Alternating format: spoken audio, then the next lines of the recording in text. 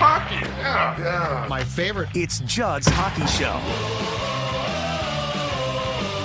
And welcome into Judd's Hockey Show. Judd and AJ, the day after the Wild's very disappointing and potentially deadly 3-2 loss to the Nashville Predators, which was an entertaining game through two periods. Wild actually took a 1-0 lead on a Jules Eriksson-Ek goal in the second period, but then gave up three consecutive in the third period. They came back with a late power play goal by Matthew Boldy. It was too little, too late. And they are now, instead of 2 points out of a playoff spot, they are now 6 points behind the Predators. They are, 3 points behind the Blues, who are not a playoff team, 2 points behind the Coyotes and Seattle, both of them obviously out of the playoffs. And they are tied with Calgary at 47 points. And AJ, long story short, this is why I can't believe in this team. This is exactly why. I'm not upset. Look, I am all for missing the playoffs. So I'm not going to get on here and pretend to be ticked off about this. We called this a must-win. Basically, everyone I talked to agreed. This was a huge game. The Wild had this game. Yeah. They couldn't hold this game. And ultimately, at the end of the day, this game had at least sort of a January playoff feel to it. Like, this game was important. Players knew that. It was definitely a game in which, there was a good intensity on both sides. And this is why this team is best left home come playoff time. Yeah, so last night I was not able to watch the game live. I had DVR'd it. I was I was able to go to the Twins Diamond Awards, so I knew I wasn't going to have time to watch the full game. I was able to watch the third and part of the second period, which is eventually where I know most of the action happened. Watched the extended highlights, and it looked like, and you can maybe correct me on this, they looked okay to maybe above average for the first period and a half or so. There was a lot of chances it seemed going their way. But then, they look good. And, leading into the third, what we had discussed as a must-win game, I gave them maybe one more chance to say, hey, we are going to take this season seriously. We want to make a push. We want to make one last attempt and effort to maybe push into the playoff picture.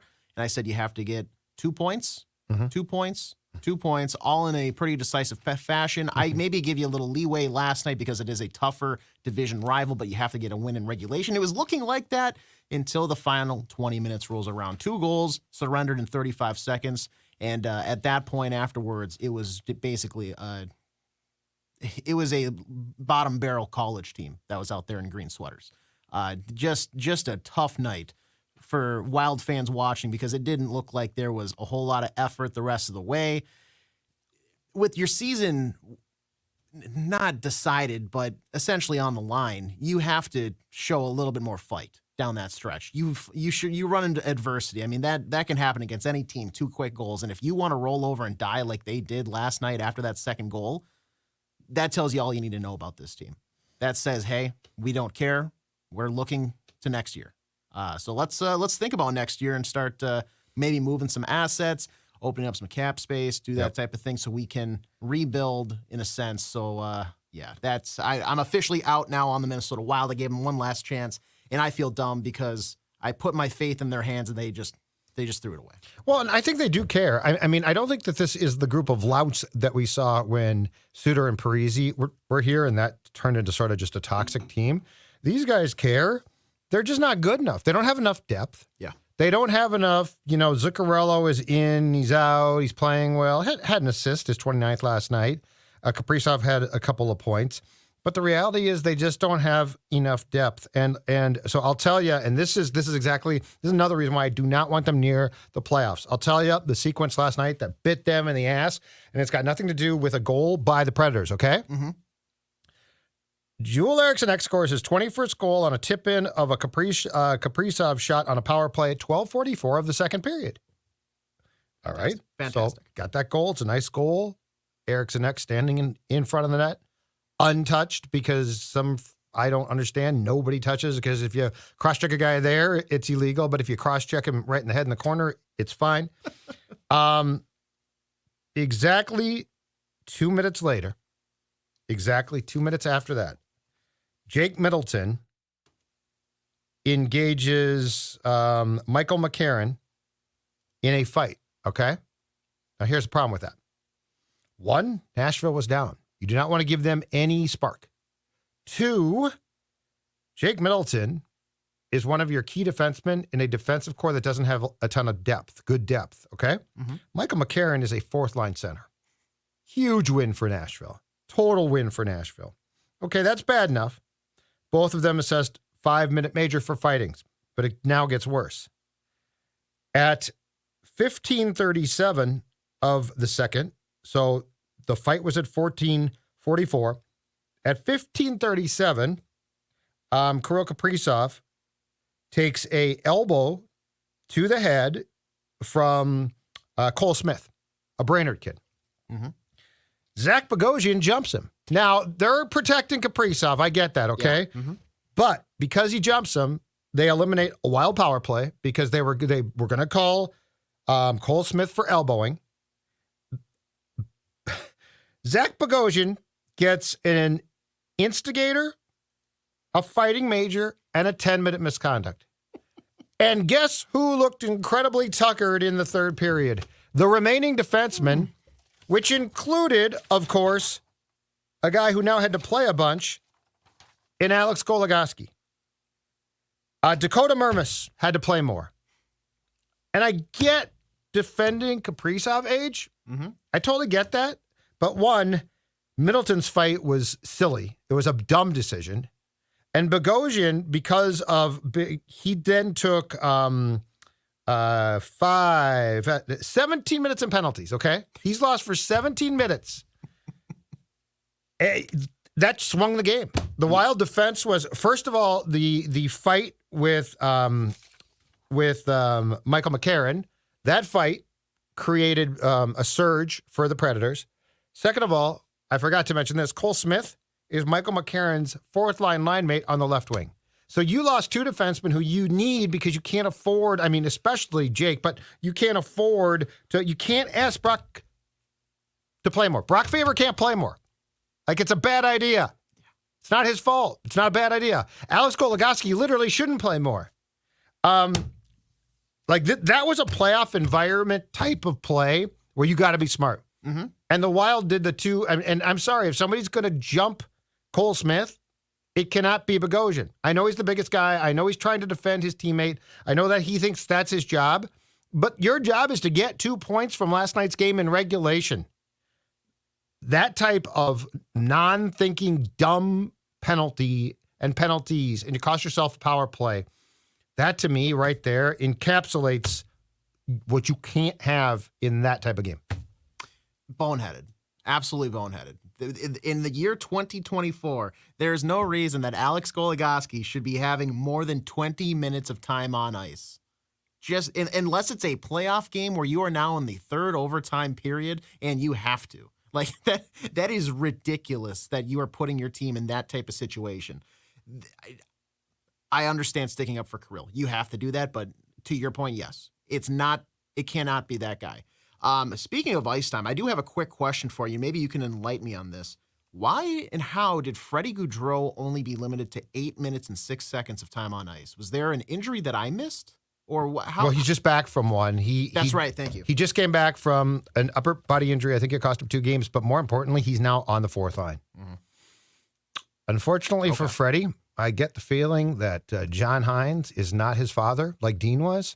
And so I think I think there's a much different interpretation of what Frederick Gaudreau can do now, which I'm absolutely fine with. That's probably correct. But yeah, he also just came back 2 games ago. I think he came back against the Capitals on Tuesday from an upper body injury. So that's why there. But you're right. Like the time on ice, defenseman. Jake Middleton, 14:25. Okay? Mm-hmm. Dakota Mermis, 11:19. That's appropriate, right? Yes. Bogosian, 14:21. Brodin had to play 24:45. Faber had to play 27:43. Like, these are things can't happen. These are playoff type games. I'm sorry. You know me, both of us. I think we're all for defending Kirill. But, that was really stupid and it cost you. And that is why, like, there's so many reasons why this team shouldn't be near a playoff berth. No, absolutely. I mean, I can put them all together for you.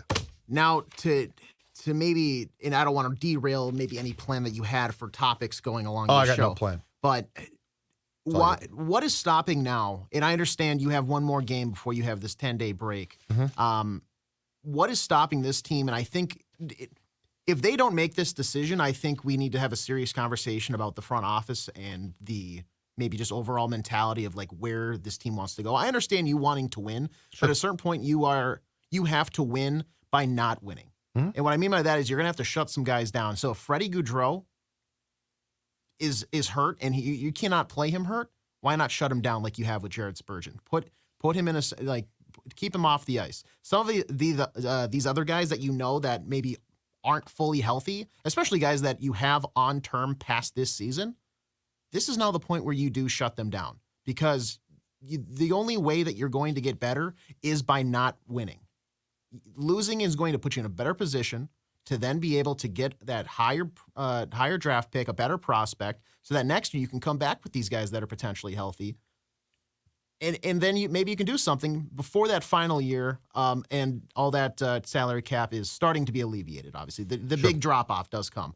What is stopping this team from making those types of decisions? Is it the mentality and the culture that Bill Guerin wants of, we always have to win and we can never wave the white flag? Is it just because now, granted, we're not even 24 hours removed from puck drop last night, but they still have one more game against the woeful Ducks, and maybe for some reason there's a silver lining of, if we can really beat the brakes off them, then who knows what we can do type of thing. What is stopping this team from saying, you know what, we're going to embrace what we are, which is not a good hockey team, and finish out the season looking for a higher draft pick? On Gaudreau, that's a good question, and here's my guess. One is I don't think that they can afford to sit guys because I don't know what the cap space is. Now, Spurgeon being out does help, but that whole cap dance, I don't know if that's playing a role here. The other thing I don't know that Gaudreau is still hurt. I mean, John Hines just might not think he's that good. So this could be that's just you're a fourth line guy. I mean. Would anybody be surprised if with Dean gone and he was Freddie's champion? Would anybody be surprised if John Hines just said, "Hey, this guy's a fourth line guy. I just don't think he's that good." And he can kill penalties, he can play a role, but he's not a top 6 guy. Which I mean, Dean, at one point last season had him second line center. So I think that's part of it. But back to your point about trying to shut guys down. I am on the wagon of also just trying to trade guys. And I would do it I would not wait until the deadline. But I mean, I think we talked about this last week. Zuccarello, I think, has a 10-team no-trade list. I think it might become a complete no-trade next season. Mm-hmm. Yeah. I'd love to move him. Do you want to do a quick impromptu? I throw out a name and you say whether or not you trade them or not? Sure. Yes. All right. Kirill Kaprizov. Nope. Perfect. Matthew Boldy. No. Matt Zuccarello, 10-team no-move clause until the end of the season, then a full no-move kicks in starting next year. I would try and move him. Yes. I would. I don't know what the agreement was when he did agree to the contract extension, if there's a gentleman's agreement, since he did agree to that. Yeah. But I think Matt Zuccarello, I think you could convince him that, dude, if you go to a playoff team and let's say you play on the third line, I'm talking about a contender, I think he could be really, really helpful.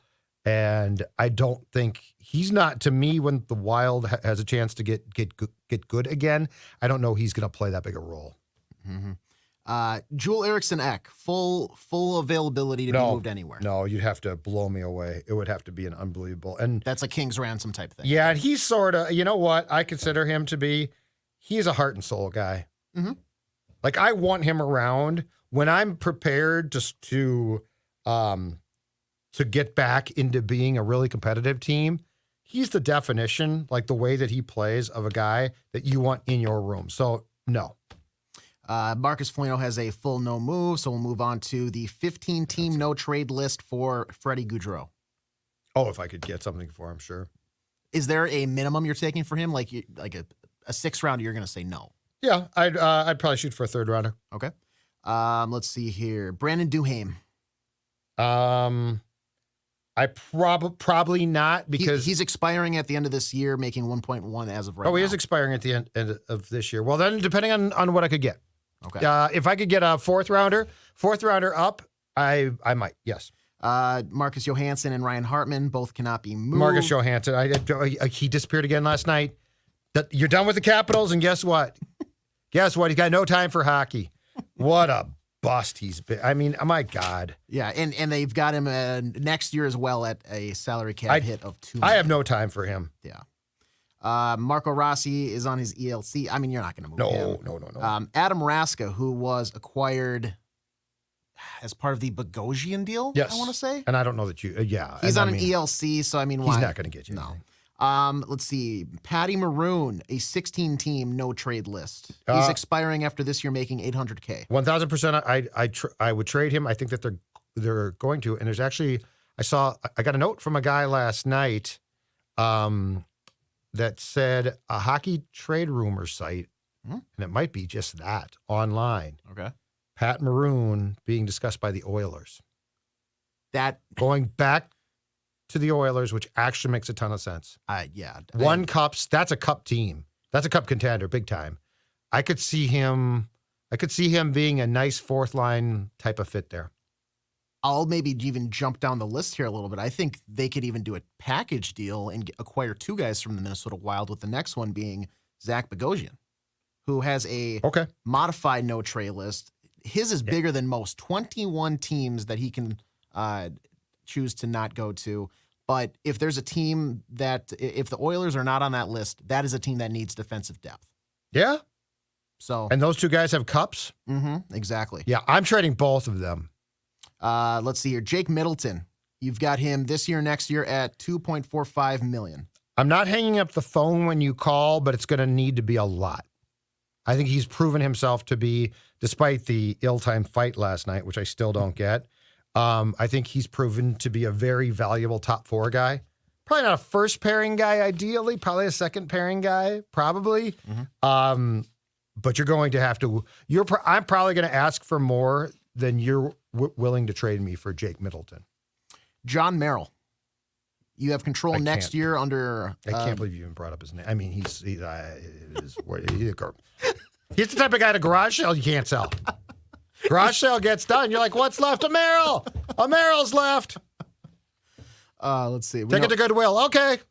I'm just going to skip over Brock Faber. And then Dakota Mermis, he is in his final year of a $775,000 ELC. No, not an ELC. Why? Oh, I believe he is he's a two-way, which is, yeah. He's not going to get you anything, though. No. This is where it gets interesting. Philip Gustafson making $3.75 million through the 2025-26 season. I think we've discussed about this. Yes. I say yes. Well, I'm listening. Again, yes. Middleton, so like when we went through Eriksson Ek, no, off the table. He's not being traded. Rossi, Kaprizov, okay? On Gustafson and Middleton, I am listening. But you're going to have to meet my price. Gustafson especially. But there are, again, and it's getting more and more, competitive teams that need goaltending. It makes a ton of sense.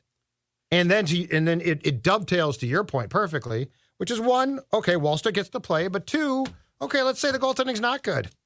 Okay. Yes. Like that actually helps you. And what do you say? Because I've had this discussion on Twitter with some people. What do you say to the people that Marc-Andre Fleury is done contractually with the Wild after this season, barring any sort of extension, barring him wanting to possibly retire or, sign somewhere else? Yep. Do you find an issue with moving on from Gustafson, who I think we know, and I still think looks good when he's playing? Like, the team in front of him is not helping his case at all. Right. He made some nice saves last night. Exactly. He could have made a couple stops, but yes, I don't blame him. But essentially now you're moving away from any sort of mentor, or you're removing that, that starting goalie in front of Jesper Wallstedt. Yep. Is that a concern? Because I know some people have weighted that as more valuable than moving on from gaining any capital you're going to get through trade for him. Well, first of all, if I have Fleury around, if he can come back, I mean, who knows with a concussion. Mm-hmm. If I have Fleury around, that's going, at least for the rest of this season, to help a ton, right? Mm-hmm. And look, I mean, I'm all for the room being solidified. Like, I get all that, and I think it's important, so I wouldn't shoot that down. But if you look at the need of teams for goaltending, Gustafsson becomes a really intriguing chip. He becomes a really and I gotta be honest, when you've tied your hands behind your back with all of the protection, right? I think that's the I biggest wouldn't thing. give up Gustafsson if I could trade Foligno or, if there was a list of guys that I could trade, hell, if I could trade Johansson, who, by the way, would go to a contender and play hard because he would care, But, I mean, you've tied your hands behind your back, and I will continue to say this. I think in a couple of years, this team's going to pop. I think they're going to be really good. Mm-hmm. So why not add more now? And you can't, if we think Wallstedt is going to be as good as has been speculated or discussed, then in a couple of years, he's going to be your top goaltender. And if you're telling me that they can't find a 2 to his 1, then they got huge problems. Yeah, I think that's the biggest thing here when it comes to Gustafsson. I wouldn't say he's my first guy on the top of my trade list for this team by any means. He's your most valuable, right? He is the most valuable, yes. But in terms of like how much I want to part with him, oh, right, I would say he's down the list, but yeah. he slots up so much higher because of all these guys that you just simply cannot move, that are anchored to the state of Minnesota.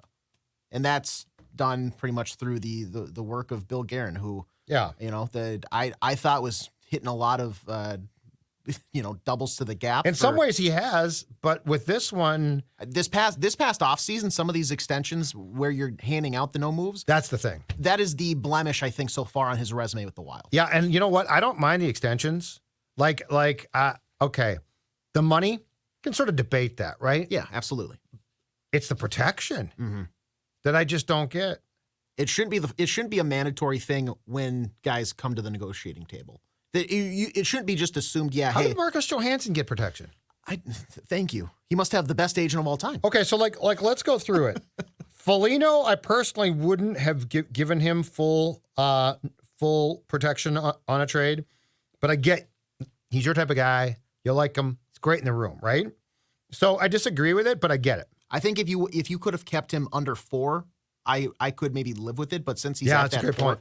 If he's at that 4 figure, like it's tit for tat, So I think at 4 you got to bring it down, and even if you do that 21 team or whatever that Bogosian had, like you got to have some leeway to get him off the books. But Marcus Johansson, that it floors me, dude. It floors. Well, why did Goligoski get? That I'll never understand that contract's never made sense to me. Goose should have been a one and done here. I'll never understand that. Didn't John Merrill get an extension? Yeah, I think it was this past offseason, right? So I just don't get it. I don't get it. So here's the most important question now. When you look at the tracker, where are the Wild's probabilities in the lottery? Because that to me is going to be, that hopefully, knock on wood, will be the game that we can play for the rest of the season if this team, and they probably will, doesn't rebound again. Well, as of right now, when we're talking here at 3:08 p.m. Central Time on Friday, January 26th, the Minnesota Wild sit with the 8th pick. They have a 6% chance of jumping up 5 spots to the number 1 overall pick. And if you look at who they would dethrone, it is everybody's favorite in-division rival, the Chicago Blackhawks, with an 18.5% chance of that number 1. No, Celebrini? Of Celebrini. Excuse me. No, they have a 25.5% chance. Sharks got to be the top, right? No. It is the Blackhawks. They have a 25.5% chance of getting the number 1 overall pick. That'd be just great. Great. That'd be fantastic. All right, couple more things. One is the team did make a trade before the Nashville game yesterday. Yeah. They acquired a defenseman, Will Butcher, who played college hockey at Denver, won the Hobie. This is purely to replenish Iowa, though. Mm-hmm. So there's no plan. He's not going to come up here. He actually, it's because they've stolen so much from their American Hockey League affiliate in Des Moines. So that's why they made that trade. Another thing from last night. May I just take this time to celebrate the continued excellence of Ryan O'Reilly. I need to ask you before you get What a into game. this. What a effing game last night by him. I know you'd like to joke about it, and I was going to text you about this. Did they do any sort of... No.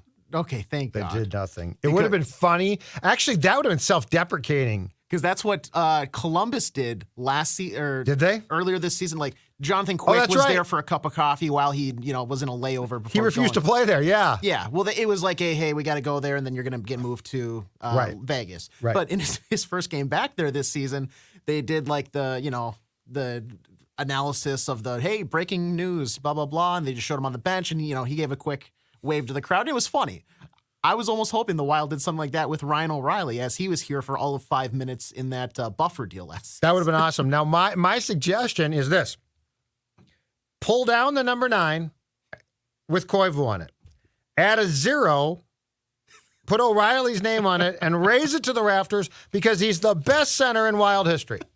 Ryan O'Reilly, who never played a game here, but he went from, the St. Louis Blues to Minnesota as a salary cap means to an end for Toronto. Mm-hmm. And so Ryan O'Reilly, Philip Forsberg, and Gustav Nyquist last night, were absolutely... Gustav looks fantastic. Now, the Wild couldn't afford to keep him. But Ryan O'Reilly, oh my God, did he look good last night. What he had, where's the point total from last night here? I got the score sheet right here. He had 2 assists plus 2, and there was a play. In fact, this was genius. Late in the game, okay? Gustafson's out. Wild down by 1. Puck in the Predator zone. O'Reilly gets control of the puck. Empty net, right? Mm-hmm. So could have shot it because that's the new thing now. Shoot at the net. Okay, it misses the net. It's icing. Face off in your zone. Took a couple of strides and flipped it out. But he didn't ice it. He flipped it out. Mm-hmm. This guy is such a steadying force, too. Like, there were plays last night. He's got that wonky stick. I love that stick, that really weird curve. Yeah. It's weird. And there were a few times last night, skated, would come back, get the puck in his defensive zone, skate it out, calm everything down. This guy is so good. And he ain't a kid now. No. But my God, was he fun. And Nashville's for real.